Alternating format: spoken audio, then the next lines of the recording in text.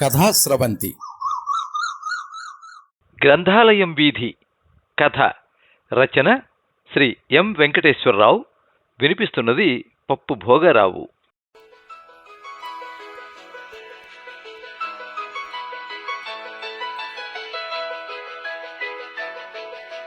బెజవాడికి సమీపంలో ఉన్న ఆ మారుమూల గ్రామంలో ఓ వీధిలో ఉన్న ఆ ఇంటికి అప్పటి వరకు యజమాని అయిన పార్వతమ్మ కాలం చేసి 14 రోజులైంది. ఆ రోజుల్లో ఆమె భర్త గంగాధరం ఉపాధ్యాయుడిగా ఆ ఊరొచ్చి ఇల్లు కట్టుకుని స్థిరపడ్డాడు. వాళ్లకి 2 పిల్లలు. పెద్దవాడు సూర్యం, అతని భార్య అరుణ. ఇద్దరూ అమెరికాలో ఉద్యోగస్తులు. వీళ్లకి 2 పిల్లలు, ఒక అమ్మాయి, ఒక అబ్బాయి. చిన్నవాడు శేఖర్, అతని భార్య కవిత. వీళ్లకి 2 ఆడపిల్లలు. సింగపూర్లో ఉంటారు. గంగాధర్ మరణించి 10 ఏళ్లవుతోంది. కొడుకులు తమ దగ్గరికి రమ్మని పార్వతమ్మని బలవంత పెట్టినా ఉన్న ఊళ్ళోనే సొంత ఇంట్లో ఒంటరిగా ఉంటోంది. పార్వతమ్మ చేసిన పూజల వల్లనో ఆమె నిష్కామత్వం వల్లనో ఏమాత్రం అనారోగ్యం, అసౌకర్యం లేకుండానే నిద్రలోనే శివైక్యం పొందింది. అదే ఊళ్ళో ఉన్న దూరపు బంధువు భాస్కరం పార్వతమ్మ పార్థివ దేహాన్ని ఆమె కొడుకులు వచ్చేదాకా భద్రపరిచాడు. కొడుకులిద్దరూ 3వ రోజు సాయంత్రానికి భార్యలతో వచ్చారు. 13 రోజులు తల్లి కర్మకాండ శ్రద్ధగా చేశారు. బంధువులు ఆ రోజు సాయంత్రం వెళ్లిపోయారు. 14వ రోజు మధ్యాహ్నం హాల్లో టీవీలో క్రికెట్ చూస్తున్నాడు శేఖర్. అతని భార్య కవిత వచ్చి ముఖ్యమైన పనులన్నీ వదిలేసి ఇప్పుడు మ్యాచ్ చూడడం అవసరమా అంటూ భర్త చేతిలో ఉన్న రిమోట్ తీసుకుని టీవీ ఆఫ్ చేసింది. ఏంటి కవిత, ఇప్పుడు నేనేం చేయాలి అన్నాడు చిరాగ్గా. అలా అంటారేంటండి? ఇల్లు విషయం, బంగారం సంగతి బావగారితో మాట్లాడి తేల్చండి. అసలే రాజధాని దగ్గర ప్రాంతం మనది. ధరలు బాగా పెరిగాయిట. మనకిద్దరూ ఆడపిల్లలే. చీటికి మాటికి రావడానికి వీలు పడిన ఉద్యోగం మీది. కాబట్టి ఈ విషయాలు ఇప్పుడు తేల్చుకుని వెళ్లడమే సరైన పని. లేవండి అనేసి లోపలికి వెళ్ళింది. అన్నయ్య ఏనాడు ఈ విషయాలు ప్రస్తావించలేదు. ఇప్పుడు తను తొందరపడి అడగడం బాగుంటుందా ఆలోచిస్తూ బయటికి నడిచాడు శేఖర్.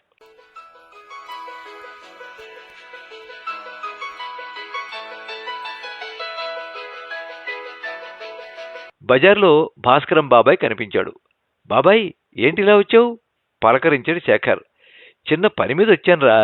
మొత్తానికి అన్నదమ్ములిద్దరూ కలిసి సఖ్యతగా మాట తేడా లేకుండా మీ అమ్మ కార్యక్రమాలన్నీ శ్రద్ధగా ముగించారు. చాలా సంతోషంగా ఉంది. ఎన్నాళ్ళుంటారు ఇక్కడ? నేను 10 రోజుల్లో వెళ్తాను. అన్నయ్య ఈ నెలంతా ఉంటాడు. ఇల్లు ఎవరికైనా అద్దెకిస్తారా? ఆ విషయమే నీతో మాట్లాడదామని. అయితే బజార్లో ఎందుకు, మా ఇంటికి వెళ్దాం పదా అన్నాడు. భాస్కరం మాట మీద వాళ్ళ ఇంటికి వెళ్ళాడు శేఖర్. భాస్కరం భార్య తులసి వచ్చి శేఖర్ని పలకరించింది. 2 నిమిషాల మౌనం తర్వాత, చెప్పు, ఇల్లు బంగారం గురించేనా? మీ అన్నయ్య అడిగాడు. మీ అన్నయ్య ఏమంటున్నాడు అడిగాడు భాస్కరం. ఇంకా ఈ విషయాలు అన్నయ్యతో మాట్లాడలేదు బాబాయ్. అడిగితే ఏమనుకుంటాడోనని అన్నాడు శేఖర్. ఇందులో అనుకునేందుకు ఏముంది? పితరార్జితం, ఇద్దరికీ సమాన హక్కు ఉంటుంది. అసలు నీ ఉద్దేశం ఏంటి? అన్నయ్య అమెరికాలో సెటిల్ అయ్యాడు. వదిన కూడా ఉద్యోగం చేస్తోంది. నాకు 2 ఆడపిల్లలు, ఒక్కడి సంపాదన. అందుకని ఇల్లు బంగారం పంచుకుంటే బాగుంటుందని అనుకుంటున్నా. సిటీకి సమీపంలోనే ఉంది కదా, రేట్లు కూడా బాగానే ఉన్నాయని విన్నాను. అది నిజమే, కానీ ముందు అన్నయ్యతో ఒకసారి మాట్లాడు. అది అది నీ సమక్షంలో అయితే బాగుంటుందని. మధ్యలో నేనెందుకురా? మీరిద్దరూ నాకు కావలసిన వాళ్లే. ఒకవేళ నేను చెప్పింది మీలో ఎవరికి నచ్చకపోయినా నాకు ఇబ్బందిగా ఉంటుంది అన్నాడు భాస్కరం. అలా జరగదులే బాబాయ్. అయితే ఇవాళే మీ అన్నయ్యకి సంగతి చెప్పి ఏమన్నది నాతో చెప్పు. దాన్ని బట్టి నేను వస్తాను. అంతలో తులసి కాఫీ తెచ్చింది. కాఫీ తాగి లేచి బయలుదేరుతూ, సరే బాబాయ్, నేను తర్వాత ఫోన్ చేస్తాను అని బయటకు వచ్చాడు శేఖర్. ఆ రోజు రాత్రి అన్నయ్యతో మాట్లాడదాం అనుకున్నాడు. కానీ రాత్రి భోజనాలు అయ్యాక బాల్యపు సంగతులు, తల్లిదండ్రుల ముచ్చట్లు సూర్యం చెబుతూ ఉంటే తాను చెబుదాం అనుకున్న అసలు విషయాన్ని మర్చిపోయి శేఖర్ కూడా జ్ఞాపకాలను పంచుకున్నాడు.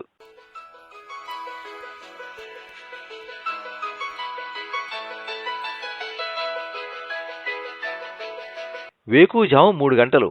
పెంపుడు కుక్క అరుపుకి సూర్యానికి మెలకు వచ్చింది. తలుపు తీసి వసారాలోకి వచ్చి బల్ల మీద కూర్చున్నాడు ఏదో ఆలోచిస్తూ. ఓ గంట తర్వాత శేఖర్ లేచాడు.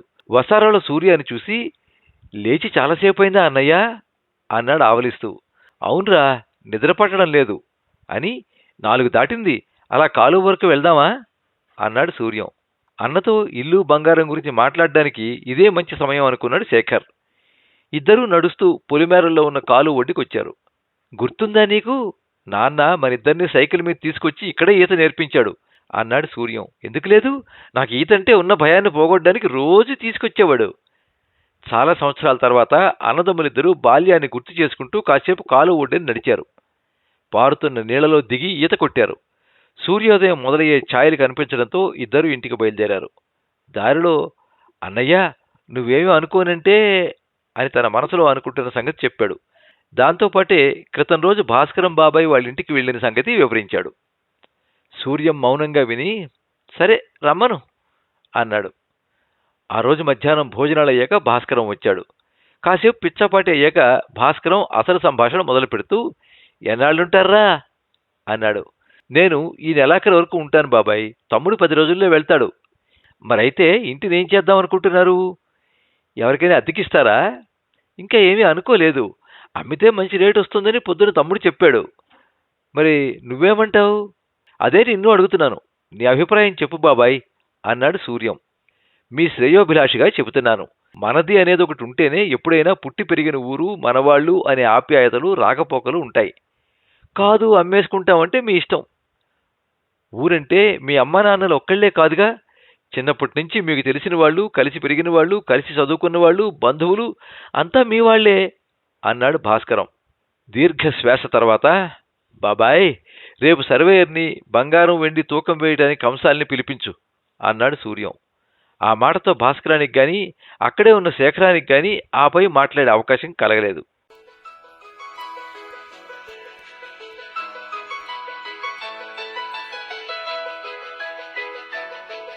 సాయంత్రం ఇంటి ముందు అరుగు మీద కూర్చుని కృష్ణతో మాట్లాడుతున్నాడు సూర్యం. లోపల శేఖర్తో మంచి పని చేశారు, ఏది తేల్చుకోకుండా ముసుగులో గుద్దులాటెందుకు, ఇదే మంచిది అంది కవిత. అన్నయ్య ఏమైనా అనుకున్నాడు ఏమో, ఇన్నేళ్ల బట్టి లేని పంపకాలు ఇప్పుడు ఎందుకంటే నువ్వు వినవు. నిమిషానికోసారి మీ నాన్నతో మాట్లాడిస్తావు. అమ్మ పోయి నెల కూడా తిరక్కముందే ఇల్లు బంగారం అమ్ముకుని తెగతంపులు చేసుకోవాలా? ఎందుకెంత తొందరపడుతున్నారో అర్థం కావడం లేదు అన్నాడు శేఖర్ అసహనంగా. మరుసటి రోజు ఉదయాన్నే ఇద్దరు మనుషులు వచ్చారు. వాళ్లతో అటక మీద ఉన్న ఇత్తడి గుండిగలు, గంగాళాలు, బస్తాల్లో కట్టిపెట్టిన పాత సామాన్లు కిందకి దింపించాడు సూర్యం. ఇంకా ఏమైనా ఉన్నాయా? ఇంకో 3 మూటలు ఉన్నాయండి, వాటిని దించండి. వాటిలో తండ్రి ఎంతో కష్టపడి సేకరించిన విలువైన పుస్తకాలున్నాయి. వాటిని పిల్లల కంటే భద్రంగా చూసుకునేవాడాయన. తండ్రి గుర్తొచ్చి శేఖర్ మనసు భారమైంది. లోపల ఏదో కలవరం. శేఖర్ రారా, వీటన్నిటికీ లిస్టు రాద్దాం అంటూ సూర్యం పిలిచేసరికి తప్పు చేశానన్న న్యూనతతో సతమతమవుతున్న శేఖర్ మౌనంగా వచ్చి కూర్చున్నాడు. అరుణ, కవిత మీరు కూడా రండి. తర్వాత అన్యాయం జరిగిందన్న భావన ఎవరి మనసుల్లోనూ ఉండకూడదు అన్నాడు సూర్యం. వాళ్ళు వచ్చి నిలబడ్డారు. ఇత్తడి సామాన్లన్నీ 2 భాగాలు చేస్తూ, చూశావా, అమ్మా నాన్న ఇటువంటి పరిస్థితిని ముందే ఊహించి ఉంటారేమో, అందుకే ప్రతి వస్తువు 2 కొన్నారు అని ఉన్న సామాన్ల లిస్టు తయారు చేశాడు సూర్యం. ఒక్కటే ఉన్న కొన్ని సామాన్లు పక్కన పెట్టి వాటికి లిస్టు రాశాడు. మధ్యాహ్నం సర్వేయర్ వస్తాడు, ఇల్లు కొలతలు రాసిస్తాడు. అలాగే కంసాలు కూడా వస్తాడు, బంగారం వెండి సమానంగా తూకం వేస్తాడు. ఇల్లు అమ్మేద్దాం. ఇక ఎటు తిరిగి పంచుకోలేనివి వారసత్వంగా వస్తున్నవి ఆవు, కుక్క. ఆవును అమ్మేద్దాం, కుక్కనెవరికో ఊరికి ఇచ్చేద్దాం. ఆ తర్వాత మనం ఎంత దూరంలో ఉన్నా పైసా ఖర్చు లేకుండా స్కైప్ వంటి సదుపాయాలు అందుబాటులో ఉన్నాయి అన్నాడు. అంటే ఆ మాటకి ఏం మాట్లాడాలో అర్థం కాలేదు ఎవరికి. సూర్యం ఇంత తొందరగా నిర్ణయం తీసుకుంటాడని వాళ్ళెవరూ ఊహించలేదు. అంతలో సూర్యం కోసం ఎవరో వచ్చి పిలవడంతో బయటికి వచ్చాడు. కవిత పరిస్థితి కుడితిలో పడ్డ ఎలుకలా మారింది. అరుణ మౌనంగా వంటింట్లోకి వెళ్ళింది. శేఖర్, ఒకసారి బయటికి రా పిలిచాడు సూర్యం. ఆవును కొనటానికి కృష్ణ మనుషుల్ని పంపాడు. 10,000కు అడుగుతున్నారు, నువ్వేమంటావు అన్నాడు. నీ ఇష్టం అన్నాడు. అన్నింటికీ నా ఇష్టమని ముఖశృతికి అంటే ఎలా? వెళ్ళి కవితకు కూడా ఒక మాట చెప్పిరా అన్నాడు సూర్యం. బయట వాళ్ల ముందు కాదనలేక లోపలికి వెళ్ళొచ్చి తను నీ ఇష్టమే అందన్నయ్యా అన్నాడు. అయితే ఆవును తోలుకు వెళ్ళండి అని సూర్యం అనగానే వచ్చిన వాళ్ళు డబ్బులు ఇచ్చి ఆవును తోలుకెళ్లారు. ఈ 10,000 బీరువాలో పెడుతున్నాను అని చెప్పాడు సూర్యం తమ్ముడితో. ఆ రోజు మధ్యాహ్నం భాస్కరం సర్వేయర్ని కంసాలని తీసుకురావడంతో ఇల్లు కొలిపించి వెండి బంగారాల్ని కంసాలతో సమానంగా తూకం వేయించి పక్కాగా పేపర్ మీద రాయించాడు సూర్యం. సాయంత్రానికి అన్ని లెక్కలు తేలిపోయాయి. బాబాయ్, ఇల్లు కొనేవాళ్లుంటే ఏర్పాటు చెయ్యి, బేరం కుదిరితే తమ్ముడు వాళ్ళుండే ఈ 10 రోజుల్లోనే రిజిస్ట్రేషన్ కూడా చేయిద్దాం అన్నాడు సూర్యం. ఆ మాటలకి శేఖర్ గొంతు పూడుకుపోయింది. చిన్నప్పుడు ఈ ఇల్లు కట్టడానికి తండ్రి ఎంత కష్టపడ్డది, అన్నయ్య తను గోడలకి ప్రతిరోజు నీళ్లు పోయటం కళ్ల ముందు మెదిలింది. డబ్బులు ఉన్నప్పుడు ఒక్కో గది వేసుకుంటూ అంచెల వారీగా నాన్న కట్టిన ఈ ఇంట్లోనే తమ ఇద్దరి బాల్యం ఎదిగింది. తల్లి ఎప్పుడూ ఇంట్లో ఉండేవాళ్ల మనసుల్లో ఆప్యాయతలు ఎప్పటికీ సజీవంగా ఉండాలి, అందుకే సొంత ఇల్లు కట్టుకుంటాం. ఇంట్లో తోబుట్టువుల మధ్య ప్రేమల్ని ఇంకో తరానికి అందిస్తూ మనుషుల్ని మనసుల్ని అనుసంధానం చేసినప్పుడే ఇల్లు అందరికీ దేవాలయంలా కనిపిస్తుంది. లేకపోతే 4 గోడలు పైకప్పులతో నీడనిచ్చే ప్రదేశంలా కృతకంగా కనిపిస్తుంది అనేది. అది గుర్తొచ్చి శేఖర్ దుఃఖాన్ని ఆపుకోలేకపోతున్నాడు. భార్య మాటలు విని తొందరపడడం వల్ల తన కుటుంబం శాశ్వతంగా ఏం కోల్పోబోతున్నది అవగతం అవుతోంది. జీవితాంతం కొనసాగించాల్సిన బంధాలు దూరం అవుతున్నట్టు అనిపిస్తోంది. భాస్కరం వెళ్ళిపోయాడు. సూర్యం బజారుకు వెళ్ళాడు. 2 రోజుల్లో తారుమారైన పరిస్థితులకి తనే కారణమనే భావనతో శేఖర్ కుమిలిపోతున్నాడు. వసారాలో బల్ల మీద స్థాణువులా కూర్చున్నాడు.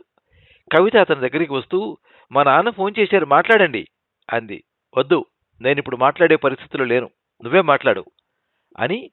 కవిత, ఏదైనా కోల్పోవడానికి క్షణంసేపు పట్టదు, కానీ ఏర్పరచుకోవడానికి మాత్రం ఓ జీవితకాలం సరిపోదు అన్నాడు.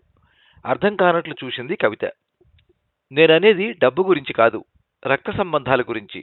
అసలు పెద్దవాళ్ళు చెమట వచ్చి ఆస్తులు ఏర్పరిచేది తమ పిల్లలు అనుభవించడానికి కానీ అమ్ముకునే అధికారం పొందడానికి కాదు అన్నాడు. కవిత ఏదో చెప్పబోతుంటే, ఇంకేం చెప్పొద్దు, ఏం చేయాలో నాకు తెలుసు, ఇక్కడుండే ఈ 4 రోజులైనా ప్రశాంతంగా ఉండనివ్వు అని బయటకు వచ్చాడు శేఖర్. అదే సమయంలో బయటికి వెళ్లిన సూర్యం ఇంటికొచ్చాడు. అన్నయ్య, కాలువ ఒడ్డుకి వెళ్దాం అన్నాడు శేఖర్. సరే పద. కాలువ ఒడ్డుకు వచ్చి కూర్చున్నారిద్దరు. అన్నయ్య, నేను చాలా తెలివితక్కువగా ఆలోచించాను, తొందరపడ్డాను, మనసులో ఏమీ పెట్టుకోకు. ఇల్లు అమ్ముకోవడం పంచుకోవడం వల్ల వచ్చేదానికంటే ఏం కోల్పోతున్నావో నాకు తెలిసింది, నన్ను క్షమించు. అమ్మకాలు పంపకాలు ఆపేద్దాం, నువ్వు ఎలా చెప్తే అలాగే చేద్దాం అన్నాడు చేతులు పట్టుకుని. ఇదే ఇంట్లో చిన్నప్పుడు నా దగ్గర ఏది ఉంటే అదే నీకు కావాలని మంకుపట్టు పట్టేవాడివి, నేను ఇవ్వకపోతే పట్టుబట్టి మరీ దక్కించుకునేవాడివి. మరి ఇప్పుడేమైంది? ఆస్తి పంపకాల విషయం నా దగ్గర ప్రస్తావించకుండా భాస్కరం బాబాయ్ దగ్గరికి వెళ్ళావు. అంటే నా దగ్గర చిన్నప్పటి నుంచి ఉన్న స్వాతంత్ర్యాన్ని ఇవాళ ఆయన దగ్గర తాకట్టు పెట్టావు. నాన్న, అమ్మ ఇన్నేళ్లుగా మన ఇద్దరి మధ్య అనుసంధానంగా ఉన్నారు కాబట్టి ఇన్నేళ్లు ఈ పంపకాల విషయం మీరిద్దరూ ప్రస్తావించలేదు. ఇప్పుడు వాళ్ళిద్దరూ లేరు కాబట్టి నాతో ఇంటితో ఉన్న సంబంధాన్ని తెంపుకోవడానికి సిద్ధపడ్డారు. అంత కఠినంగా మాట్లాడకన్నయ్యా. కఠినం కాదు, వాస్తవం. మన పెద్దవాళ్ళు మన గురించి ఆలోచించబట్టే ఇవాళ మనం అమ్ముకోవడానికి సిద్ధపడ్డ ఇల్లు మిగిలింది. వారసత్వాన్ని కాపాడుకోవాలి కానీ కలుపు మొక్కలా పెరికి వేయకూడదు. అమ్ముకోవడం అంటే తెంపుకోవడమే. నీ భావాలు నా భావాలు వేరైనంత మాత్రాన రక్త సంబంధం మారదుగా.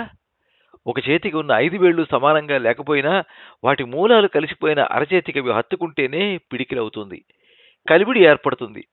అలా కాకుండా వైషమ్యాలతో వేళ్లు తెంపుకుంటే మొండెం మాత్రమే మిగులుతుంది. అన్నదమ్ములు ముందు తరానికి బంధాల్ని అందించే వారసులు కావాలి కానీ పగలు ద్వేషాలు పంచే అడ్డుగోడలు కాకూడదు. ఆ మాటలకి అన్న చేతులు పట్టుకుని చిన్నపిల్లాళ్ల బావురుమన్నాడు శేఖర్. తమ్ముడి భుజం మీద చెయ్యేసి ఊరుకో అన్నాడు ఓదారుస్తూ సూర్యం. ఇంటిని తను ఏం చేయదలుచుకున్నది వివరంగా చెప్పాడు. ఇద్దరూ ఇల్లు చేరుకునేసరికి ఇంటి ముందు ఆవును కొనుక్కెళ్లిన మనుషులు నిలబడి ఉన్నారు. ఏమైందని అడిగాడు సూర్యం. ఆవు అక్కడ ఉండట్లేదని, పలుపు తెంపుకుని వచ్చేసిందని, దగ్గరికెళ్తే కొమ్ములతో పొడవడానికి వస్తోందని చెప్పారు.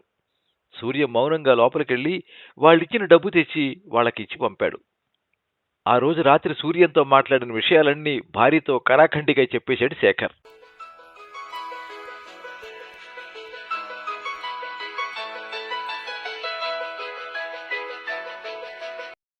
సంవత్సరం తర్వాత పార్వతమ్మ సంవత్సరీకానికి వారం రోజుల ముందే అమెరికా నుండి భార్యా పిల్లలతో వచ్చాడు సూర్యం.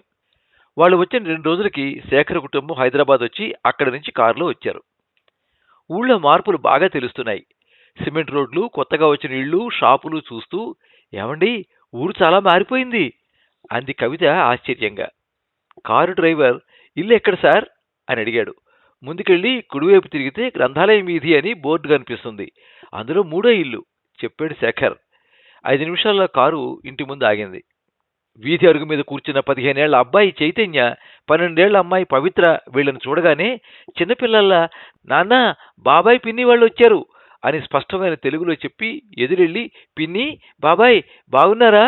హాయ్ పల్లవి, హాయ్ శృతి అని ఆప్యాయంగా పలకరిస్తూ ఉంటే ప్రయాణపు బడలిక మరిచిపోయారు శేఖర్, కవిత. సూర్యం బయటికొచ్చి రండి రండి అని లోపలికి తీసుకెళ్లాడు.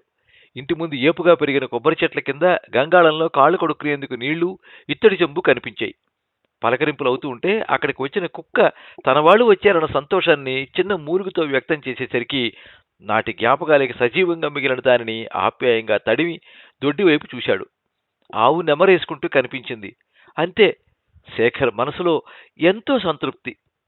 అరుణ అందర్నీ పలకరించి కాఫీ తెచ్చిచ్చింది. నాన్నా, గ్రంథాలయం వీధి అంటే ఏంటి?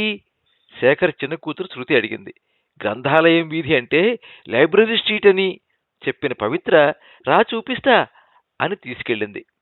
కవిత ఇంట్లోకి వచ్చిన కొత్త ఫర్నిచరు, పెద్ద ఫ్రిడ్జ్, 2 గదుల్లో ఏసీలు, ఇంటి చుట్టూ ప్రహరీ గోడ చూసి ఇప్పుడు ఇల్లు చాలా బాగుందక్కా అంది. అవును అంటూ నవ్వింది అరుణ. నాన్న, మనము మేడ మీదకి వెళ్దాం అని పల్లవి అనేసరికి పిల్లలతో పాటు పెద్దలు కూడా పైకొచ్చారు. పెద్ద హాల్లో లోపలికి వెళ్ళగానే ఆ రోజుల్లో తల్లి తండ్రి కలిసి తీయించుకున్న ఫోటో పెద్దది గోడ మీద కనిపించేసరికి శేఖర్ మనసు ఆర్ద్రమైంది. పుస్తకాల కోసం గోడలు ఆనుకుని కట్టించిన అరల్లో రకరకాల పుస్తకాలు కనిపించాయి. అందులో తండ్రి సేకరించి దాచిన పుస్తకాలను చూసేసరికి శేఖర్కి కళ్ళు చెమ్మగిల్లాయి. ఆ పెద్ద హాల్లో మధ్యలో 2 పొడవాటి బల్లలు, వాటికి అటు ఇటు కుర్చీలు ఉన్నాయి. బల్ల మీద వార్తాపత్రికలు, వార మాసపత్రికలు కనిపించాయి. 3 వ్యక్తులు కూర్చుని చదువుకుంటున్నారు. వీళ్ళందరినీ చూడగానే వాళ్ళు లేచి నిలబడ్డారు. అంతలో ఓ 30 ఏళ్ల కుర్రాడొచ్చి మామయ్య, అత్తయ్య అని వరసలు కలిపి పలకరిస్తుంటే ఆశ్చర్యంగా చూశాడు శేఖర్. వీడు మన భాస్కరం బాబాయ్ 3వ కొడుకు. డిగ్రీ వరకు చదివాడు, పెళ్ళయింది, మన ఇంట్లోనే ఉంటూ ఇంటిని, లైబ్రరీ బాధ్యతల్ని చూసుకుంటున్నాడు. మనం వస్తున్నామని తాత్కాలికంగా భాస్కరం బాబాయ్ ఇంటికెళ్ళాడు. అన్నయ్య, చాలా మంచి పని చేశావు. అమ్మా నాన్నల్ని సజీవుల్ని చేసి మాకే కాదు మన పిల్లలకి విలువలు నేర్పించావు. మన ఇంటిని, మన వీధిని, మన ఊరికే ప్రత్యేక గుర్తింపుగా గ్రంథాలయం వీధిగా మార్చావు. ఆ రోజు నేను ఆవేశపడినట్టు నువ్వు పంతంతో ఇల్లు అమ్మేసి ఉంటే మనం ఏం కోల్పోయేవాళ్లమో మాటల్లోనే కాకుండా చేతల్లో చూపి నాలా ఆవేశపడేవాళ్ల కళ్ళు తెరిపించావు అన్నాడు శేఖర్ ఉద్వేగంగా. ఇంటి ముందు అరుగు మీద కూర్చుని మాట్లాడుకుంటున్నారు పిల్లలు. అప్పుడప్పుడు మనకి స్కైప్లో కనిపించే దానికంటే ఇల్లు, లైబ్రరీ, ఇక్కడ వాతావరణం చాలా బాగున్నాయి కదక్కా అంది శృతి. పక్క అరుగు మీద కూర్చుని సెల్ ఫోన్ చూసుకుంటున్న చైతన్య, ఇక నుంచి ప్రతి సంవత్సరం నానమ్మ తిథికి అందరం ఖచ్చితంగా ఇక్కడికి రావాలని నిర్ణయించారు నాన్న అన్నాడు. ఆ మాటలు విన్న శేఖర్కి కుటుంబ అనుబంధాల్ని ఒక తరం నుంచి మరో తరానికి తీసుకువెళ్లే సారథులు అన్నదమ్ములే. వాళ్ల మధ్య ఉండే ఐకమత్యం వల్లే సంస్కృతి, సంప్రదాయాలు, మానవ సంబంధాలు, విలువలు ముందు తరానికి అందుతాయి అని ఎప్పుడో తండ్రితో చెప్పిన మాటలు గుర్తొచ్చాయి.